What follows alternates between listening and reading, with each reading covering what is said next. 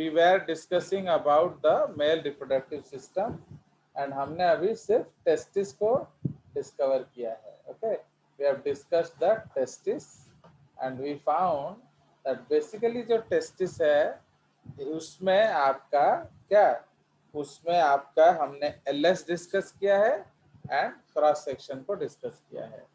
In the LS, we found that it is divided into around 200 to 250 testicular lobules. Testicular lobules. इस yes, lobules में आपका 2 से 3 seminiferous tubule होते हैं. Seminiferous tubules होते हैं. So what is seminiferous tubule? It is the what? Okay, seminiferous tubule क्या होता है? So it is the sperm production center.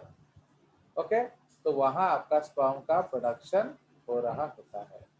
Understood? So that is the concept. Now ये जो सेमिनिफेरस ट्यूब्यूल है इसके दो पार्ट्स हैं, एक कॉन्वोल्यूटेड पार्ट है, एक स्ट्रेट पार्ट है. तो जो कन्वोल्यूटेड पार्ट को पार्स कॉन्वोल्यूटा बोलते हैं and it is what, it is basically the site of spermatogenesis. But जो स्ट्रेट पार्ट है उसको हम लोग डक्ट्स बोलते हैं.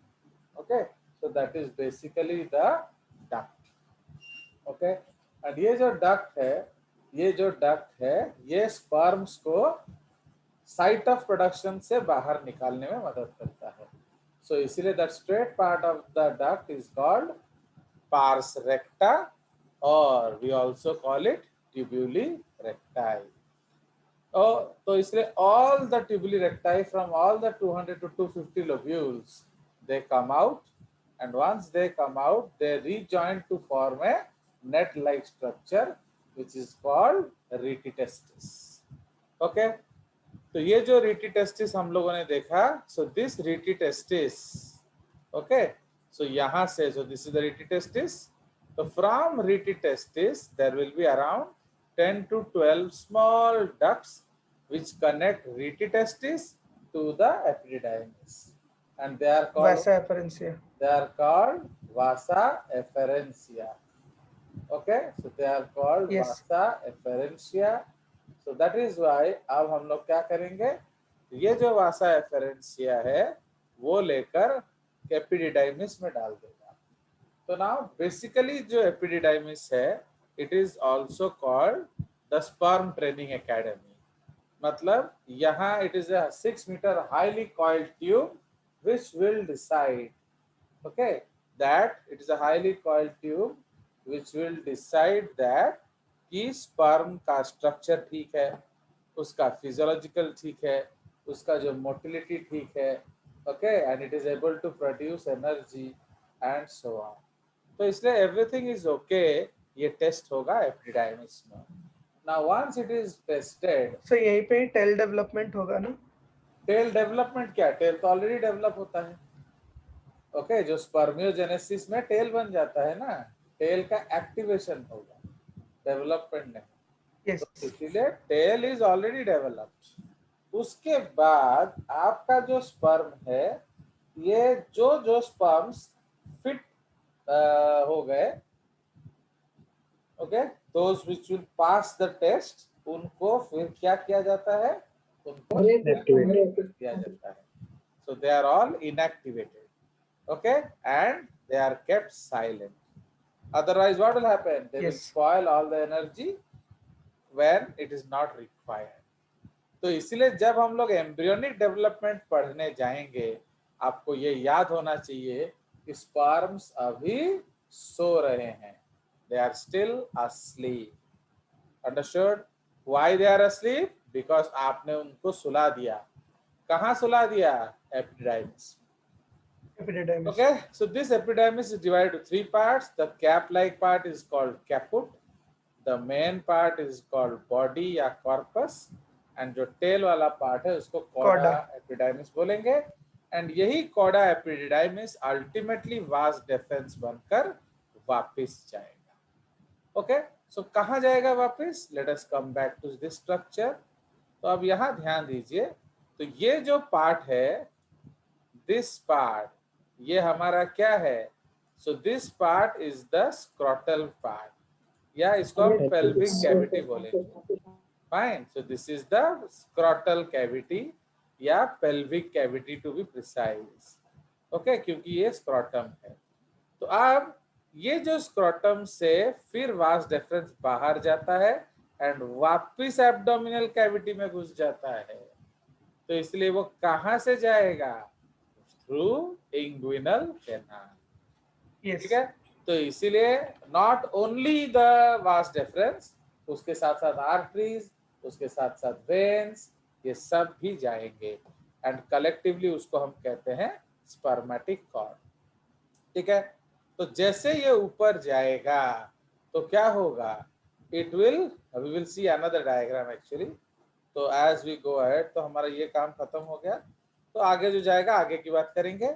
उसके बाद ये क्रॉस सेक्शन ऑफ टेस्टिस है। तो क्रॉस सेक्शन ऑफ टेस्टिस में हम जनरली दो तरह के सेल्स पाते हैं, inside the seminiferous tubule and one we will find outside. Okay, तो जो इनसाइड द सेमिनिफेरस ट्यूब्यूल्स है, तो दैट इज कॉल्ड व्हाट? एक तो स्पर्मेटोजेनिक सेल्स एंड दूसरा कौन? सस्टेंटाकुलर सेल्स, या उसको हम सर्टोली सेल्स भी बोलते हैं। Sertoli cells. तो what is the function of spermatogenic sales?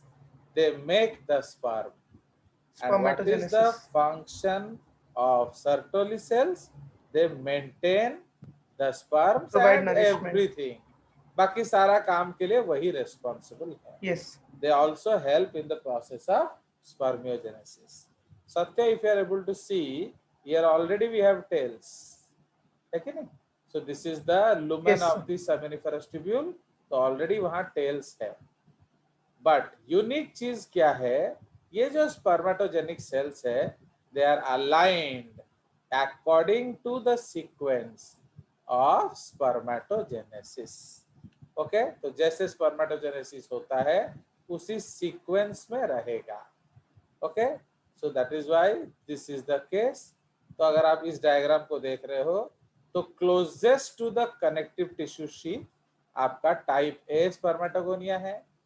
फिर आगे जाकर जैसे वो मियोसिस में घुसेगा वो टाइप बी स्पर्मेटोगोनिया बन जाएगा। As it enters into G1S G2 तो वो फिर प्राइमरी स्पर्मेटोसाइट बन जाता है। तो ये जो प्राइमरी स्पर्मेटोसाइट फिर आपका मियोसिस में डिवाइड करेगा एंड सेकेंड स्पर्म, हम पढ़ेंगे बाद में, अभी मैं जस्ट इसको भगा दे रहा हूँ। तो इसीलिए आपके जो सेल्स है वो इन लाइन मिलेंगे, वो एकदम इन लाइन। तो कहाँ गया वो diagram? Okay, so yes this one. तो अगर आप ये देख रहे हो तो ये आपका जो बेस है एंड ये लुमेन है। तो इसलिए सब ए वाला सेल्स क्या है? Type A spermatogonium. बी क्या है? Type B spermatogonium, sorry type A after mitosis. फिर सी क्या हो गया? Type B spermatogonium. अब वो धीरे धीरे G1S G2 में जाकर बड़ा बन गया है। So this big cell is called the primary spermatocyte and ये ऑलरेडी मियोसिस में घुस के इंटरफेस कंप्लीट कर चुका है। फिर वो डिवाइड करेगा bye meiosis 1 and it will produce 2 daughter cells. हम क्या जानते हैं कि meiosis 1 is reductional division and it produces 2 daughter cells, याद है कि नहीं? तो they are the 2 daughter cells. So the 2 daughter cells are called secondary spermatocytes. उसके बाद फिर वो मियोसिस 2 कंप्लीट करते हैं एंड बनाएंगे non functional spherical, non functional comma spherical comma immotile comma spermatid. तो समझ रहे हो? अब ये स्पर्मेटिड से स्पर्मेटोजोआ बनाना, इसको हम स्पर्मियोजेनेसिस बोलते हैं। तो इसलिए ये जो अरेंजमेंट ऑफ सेल्स है, this is according to what? According to their sequence in what? Meiosis. Do you understand? And Yes, please yes, याद yes, रखिए, दो reproduction is a small unit but it is very very important क्योंकि 10 से 15 question NEET में इसी unit से आएगा, including plant and animal. तो इट्स वेरी वेरी इंपॉर्टेंट। देखो इसलिए याद रखना 12th के टॉपिक्स काफी ज्यादा इंपॉर्टेंट है। क्यों मालूम है? See as I have already told you, in case of NEET actually 11th का जो पोर्शन है वो बायोलॉजी का 75% है, 12th का जो पोर्शन है वो बायोलॉजी का 25% है। बट एनसीईआरटी क्या करता है? नियरली 50-50 डालता है। तो इसका मतलब इन 12th कम मेहनत कम टॉपिक से ज्यादा क्वेश्चन आ रहे हैं, एंड इन 11 ज्यादा टॉपिक से कम क्वेश्चन आ रहे हैं। देख रहे हो कि नहीं? पूरा एनिमल टैक्सोनॉमी 3 महीना पढ़ोगे तो एक क्वेश्चन बनेगा। तो understood? So that is why understand this importances. Okay, चलिए। सर एक तो डाउट था हाँ, लास्ट क्लास से। बोलो बोलो। सर आपने जो बोला था जो स्पर्मेटोजेनिक सेल एक्स्ट्रा एम्ब्रियोनिक मेसोडर्म से आता है, हाँ, सर तो एक्स्ट्रा एम्ब्रियोनिक मेसोडर्म क्या मदर में ही प्रेजेंट होता है? कौन सा मदर? सर वो जो जिसमें fetus होता है सर उससे में एक्स्ट्रा वो सब एम्ब्रियोनिक सब मेसोडर्म होता सेम है? है, वो सब सेम है। एक्चुअली देखो अभी आप ये नहीं समझोगे, मैं फिर भी आई एम टेलिंग यू। देखो एक्चुअली ये जो पार्ट है ना, ये एम्ब्रियोनिक डेवलपमेंट पढ़ने के बाद ही समझ में आएगा। एक्चुअली क्या होता है, सबसे पहले हम क्या बनाते हैं? जाइगोट, है कि नहीं? तो zygote will divide two form morula. Okay, तो मरूला में क्या होता है?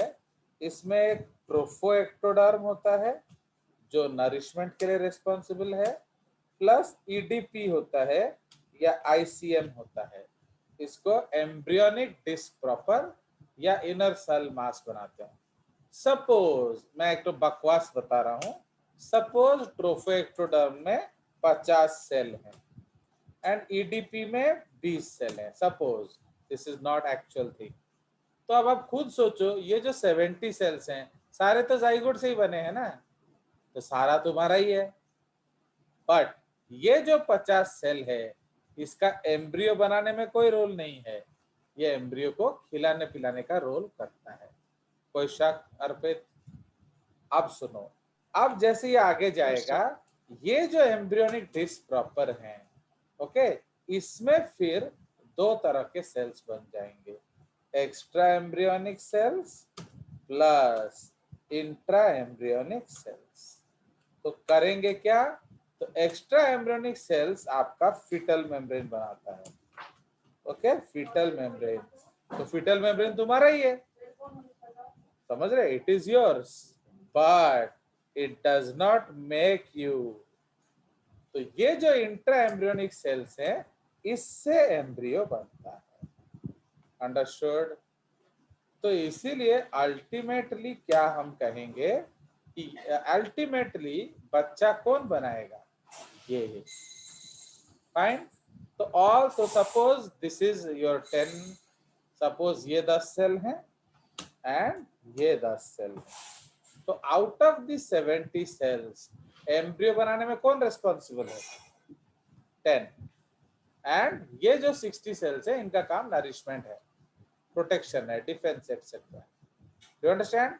But all the foetal 70 membrane मतलब सेल्स वो कोरायन? क्या? हाँ हाँ हाँ हाँ, कोरायन फोरायन सब आएगा, समझ रहे हो? तो इसलिए all the 70 cells they are made from the same zygote. Okay, तो इसलिए याद रखिए एक्स्ट्रा एम्ब्रियो हम इसीलिए बोलते हैं क्योंकि वो एम्ब्रियो नहीं बनाता है, ओके, बट वो है उसी जाइगोट का डेरिवेटिव। समझ रहे हो? Genetically it is exactly same to your cell, but there are some changes जिसके कारण की बिहेवियर चेंज होता है। सो ये जो सेल्स हैं, दीज एक्स्ट्रा एम्ब्रियोनिक सेल्स, तो ये अलग हैं, तो इसलिए इनका बिहेवियर भी अलग होता है। Okay, but more details please wait, ये अपने टाइम पे ही समझ में आएगा, अभी वो आपको समझ में आएगा ही नहीं। ओके, बिकॉज जब हम एम्ब्रियो बनाएंगे ना तो हम वो पॉइंट निकालेंगे वहां से। ओके, चलिए, so have patience. So let's go back. तो इसीलिए ये जो टॉपिक है, तो अब समझ रहे हो क्रॉस सेक्शन। तो इसलिए हमने क्रॉस सेक्शन देख लिया। अब बिटवीन सेमिनिफेरस ट्यूब्यूल्स थर्ड तरह का सेल होता है, तो they are called Leydig cells. And what is the function of these Leydig cells? तो they are responsible for what? So they are responsible for, बोलो, प्रोडक्शन ऑफ मेल हॉर्मोन्स। ठीक है, तो वो जो मेल हॉर्मोन्स है वो ही आएगा तो आप मेल बनोगे। अदरवाइज अगर टेस्टोस्टेरोन आने में डिले हुआ तो भले ही आप XY हो, आप क्या बनेंगे? आप XY फीमेल बनेंगे। Understood? So this is Yes, all sir. we had studied in the previous class. ठीक है, अब हम चलेंगे आगे। So now we will go beyond the testis. Now anything you have to ask about testis, you can ask. Okay? तो अब उसके आगे हम जाएंगे। सर हाँ बोलो बोलो। वो इंग्विनल कैनल वो हाँ सर बोलो। वो इंग्विनल कैनल का लोकेशन सर क्या होता है सुनो सर माय पता नहीं चला। डियर, उसके लिए आपको काटना पड़ेगा मेरे को। अब हम कैसे आपको दिखाएं, समझ रहे हो? तो इसलिए weak I can not show you in 2D। Suppose अब मैं बनाने का कोशिश करता हूँ। नाउ सपोज ये हमारा ह्यूमन बॉडी है। ओके, तो actually I am showing you, शायद लेट अस सी ये डायग्राम क्या बना रहे हैं हम लोग। शायद मैं दिखाने का कोशिश किया है। ये देखिए, ये जो डायग्राम देख रहे हो कि नहीं? तो ये आप डायग्राम देख रहे हो, तो इसीलिए ये जो है थोरैसिक कैविटी है, ये जो है एब्डोमिनल कैविटी है। Okay, so this is abdominal cavity, this is thoracic cavity, समझ रहे हो? And this is pelvic cavity. Understood? तो इसीलिए अब हमारे पास दो डायाफ्राम हैं, तो now we have two diaphragms. Okay, तो सपोज हम दो डायाफ्राम बनाएंगे। नाउ पहला डायाफ्राम ये है, ओके, एंड दूसरा डायाफ्राम ये है। Okay, so that is the first diaphragm and this is another diaphragm. तो ठीक है, तो ये जो डायाफ्राम है इसको हम थोरैसिक डायाफ्राम बोलते हैं एंड इसको हम पेल्विक डायाफ्राम बोलते हैं। Understood? So this is thoracic diaphragm and this is pelvic diaphragm. अब थोड़ा एक अलग व्यू देखा जाए। ओके, नाउ अब अगर मैं आपको ऊपर से दिखाऊं, ओके, सपोज दिस, तो ये आपका है थोड़ा, this is your pelvic diaphragm. Suppose ये पेल्विक डायाफ्राम है।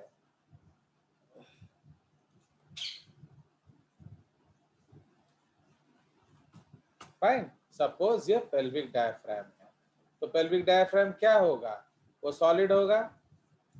ओके, अब इसमें एक छोटा सा छेद होगा ऐसा। Fine, so this is called the what? So this is called the inguinal canal. समझ रहे हो? तो ये जो है इंग्विनल कैनाल।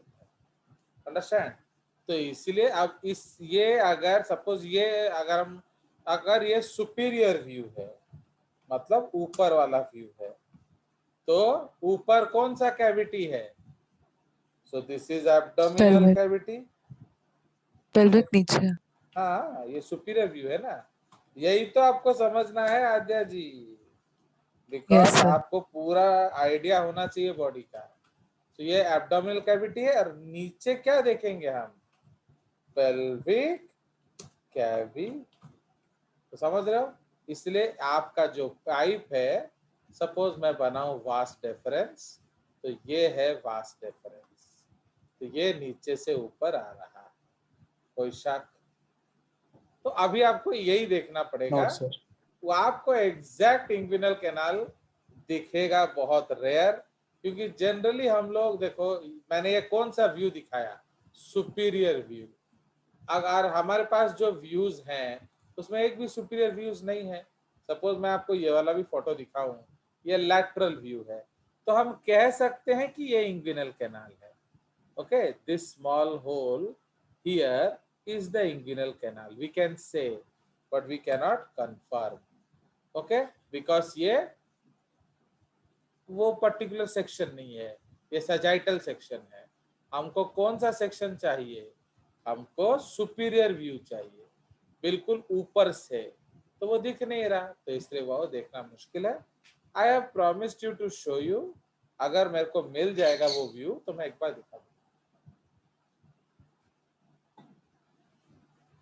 उसके लिए कुछ एनाटॉमी के बुक टटोलने पड़ेंगे। ओके, चलिए और बोलिए। तो इसीलिए तो अभी साइड व्यू से हमें क्या देखना है कि कैसे ये ऊपर आता है। अब हम और भी डायग्राम्स है ना, अब यहाँ देखेंगे, यू सी हियर।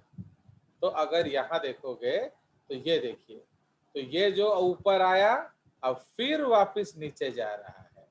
सो वो जो फिर नीचे, ये पेल्विक डायफ्राम मैंने बनाया इमेजिनरी, तो अब इसमें जो छेद है तो ये पेल्विक डायफ्राम है, तो इसलिए हम यहाँ एक इमेजिनरी छेद बना देंगे।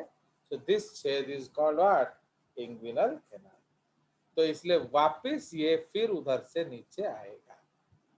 Okay, so like that, fine. चलो, तो इसलिए ये हमारा कंसेप्ट है तो about inguinal canal. Now why testis descends down into the scrotum whereas ovaries remain in the abdominal cavity? अगर आप ओवरीज को देखोगे वो वहीं रह जाते हैं, बट ये नीचे आ जाते हैं, क्यों भाई?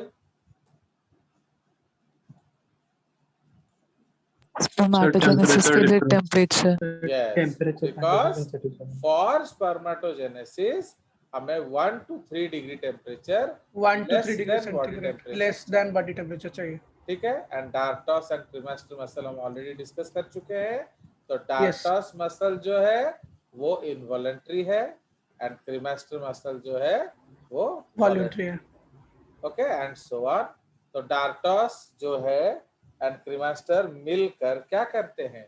इस टेम्परेचर को मेंटेन करने में मदद करते हैं।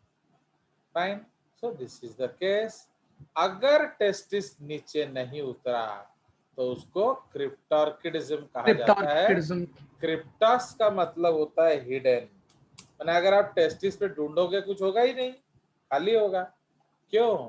क्योंकि आपने ऑर्किस को छुपा दिया है। किधर छुपाया है? Abdominal cavity. Okay, so just like that.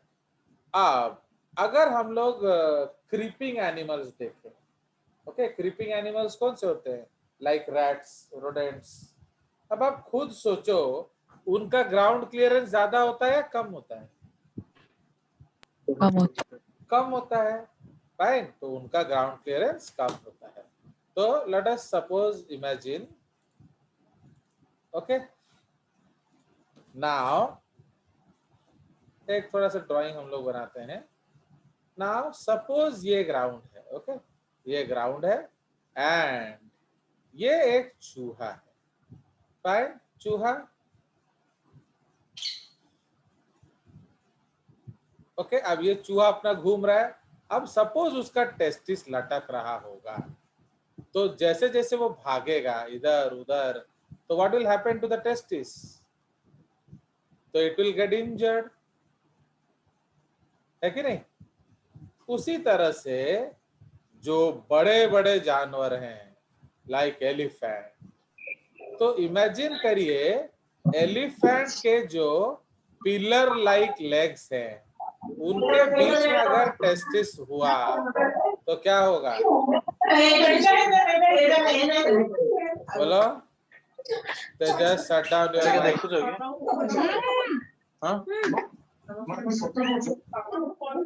Tejas shut down your mic. हाँ, समझ में आया? तो एक्चुअली आप समझ में आया कि नहीं? तो आप अगर हाथी के पैरों के बीच टेस्टिस रहेगा और हाथी भाग रहे होंगे तो टेस्टिस का चटनी बन जाएगा ना, क्या बोल रहे हो? Yes. उसी तरह जो एलिफेंट सील है उसका टेस्टिस अगर बाहर रहा, वो बेचारा दुबुक दुबुक होके चलता है, या वालरस, उसका जो दांत ऐसे करके, तो उसका टेस्टिस का चटनी बन जाएगा। उसी तरह से अगर blue whale, suppose blue whale अपना प्राइड दिखा दिखा के जा रहा है, नीचे से शार्क बन क्या जाएगा। करेगा, फूड बन जाएगा। तो शार्क उसका टेस्टिस खा लेगा। समझ रहे हो? इसीलिए जो बड़े जानवर हैं या जिसका टेस्टिस थोड़ा रिस्क कैटेगरी में आता है, तो भगवान ने उन्हें एक ब्लेसिंग दिया है कि बेटा आप अपना टेस्टिस बाहर मत लाओ, फिर भी स्पर्मेटोजेनेसिस हो जाएगा। Understand? So that is sir why bats का क्या, सर बैट्स बैट्स भी, का क्या ब्रीडिंग सीजन के ऊपर डिपेंड करेगा? बस वो उनमें सब में एब्डोमिनल टेस्टिस होगा। समझ रहे हो? तो किसी Yes. किसी में क्या होता है, जैसे बैट्स हो गया, रैट्स हो गया, उनका ब्रीडिंग सीजन में निकलता है नीचे, फिर वापस चला जाता है। ओके, बट जो एलिफेंट्स है या जो शार्क, जो वेल है, इन लोग का कभी भी नहीं क्या आता है। तो समझ रहे हो? Yes. So that is why in large animals the testis is always abdominal. ठीक है? In rats and rodents इसमें हम लोग लिखे हैं कि नहीं? चलो आएगा उधर बेसिकली, फिर हो गया। तो एक सेकेंड, और क्या लिखेंगे इधर, वो वाला टेस्टिस का लिख सकते हैं हम लोग, जगह नहीं है। चलिए, so we will write, actually किसी और जगह पर लिख देंगे। तो समझ रहे हो? तो actually in large animals, in rodents, in flying animals, in swimming animals, testis is a burden. Okay, वो किसी ना किसी तरह का रेजिस्टेंस शो करेगा, इसीलिए उन जानवरों में टेस्टिस एब्डोमिनल ही रहता है। The testis remains in the abdomen. You understand? तो टेस्टिस एब्डोमेन में रह जाता है। Yes. अब in rats and in bats they come out during breeding season, फिर वापस चला जाता है। Okay, Sir? हाँ बोलो। सर हमारे केस में सर अगर डिसेंड करना सर ये हो जाता है सर, उसको क्रिप्टोर के किजिडिम बोलते हैं। तो हाँ, उनके केस में अगर सर बाहर आ गया सर, उसका कुछ डिजीज का नाम है? किसके केस में? बैट रैट के केस में अगर नहीं, बाहर उनका तो रह गया, वो तो आएगा ही नहीं ना, वो आएगा ही नहीं, वो सिर्फ ब्रीडिंग सीजन में आता है, फिर वापस चला जाता है। यस, आप बोलोगे अगर वापस नहीं गया, हाँ नहीं तो गया, उसको भी हम कोई ना कोई नाम देंगे, बट उसको क्रिप्टोर्किडिज्म कम से कम नहीं बोलेंगे। ओके, बिकॉज हाँ उसमें तो टेस्टिस आ गया ना, बट वो यस वोलेटाइल होता है, उसको वापस चला जाना चाहिए था। It should have return. Okay, चलिए, so this yes is the case. तो अब हम लोग डिस्कस करेंगे नेक्स्ट स्ट्रक्चर। तो what is the next structure? तो अब जो नेक्स्ट स्ट्रक्चर हम डिस्कस करेंगे, that is called the accessory structures, means जो मदद करते हैं, those which will help. Okay, तो जो उसको हेल्प करे, तो कौन उसको हेल्प करेगा भैया? सो इसलिए नंबर 1 इज स्क्रॉटम। तो स्क्रॉटम का तो हम ऑलरेडी डिस्कस कर चुके हैं कि बेसिकली वो टेम्परेचर को मेंटेन करने में मदद करता है। Okay, it helps to maintain the temperature. Okay, point number 2, okay, जो हमारा है पेनिस। तो पेनिस क्या करेगा? सो पेनिस जो है वो एक इंट्रोमिटेंट ऑर्गन होता है। ओके, तो this is an intromittent organ, मतलब पेनिट्रेटिंग ऑर्गन होता है, because it will help in depositing the sperms inside the vagina of the female. समझ रहे हो? So that is the concept of penetrating organ. Now, generally in rats में क्या होता है? उनके पेनिस में एक बोन होता है, so that is called os penis, जो इरेक्शन में मदद करता है। पर Baculum. ह्यूमंस में ऐसा कुछ भी नहीं होता है। तो in humans we have erectile muscles, तो देयर आर स्पेशल मसल्स। तो जो हम डिस्कस करेंगे। तो अब if you see this drawing here, तो इधर आप क्या देख रहे हो? So this is the penis basically. तो ये आपका पेल्विक गर्डल है। ये कौन सा बोन है? Pelvic girdle. Okay, so this is the pelvic girdle and ये उसका जो प्यूबिक पेल्विक गर्डल का ये कौन सा बोन है actually? So this bone is called pubis. pubic bone. Okay, yes, pubis. Pubis bone है, प्यूबिक उसका एडजेक्टिव हो जाएगा या एडवर्ब जो भी हो जाएगा। सो this is the pubis bone. समझ रहे हो? अब ये एक प्यूबिस है, ये एक दूसरा प्यूबिस है। दिस इज अनदर प्यूबिस, है कि नहीं? तो इसीलिए प्यूबिक सिम्फाइसिस क्या होता है? वो एक जॉइंट का नाम है। अंडरस्टैंड? तो this is the joint between two pubis bones. तो ह्यूमन मेल में ये a type of fixed joint होता है, मतलब ये रिलैक्स नहीं करता। Do you understand? But in females ये रिलैक्स करता है। Why? To help in child birth. Parturition. समझ में आया? अब तो Yes, ये sir. जो पेनिस आप देख रहे हो, तो ये उसका शैफ्ट है, उसके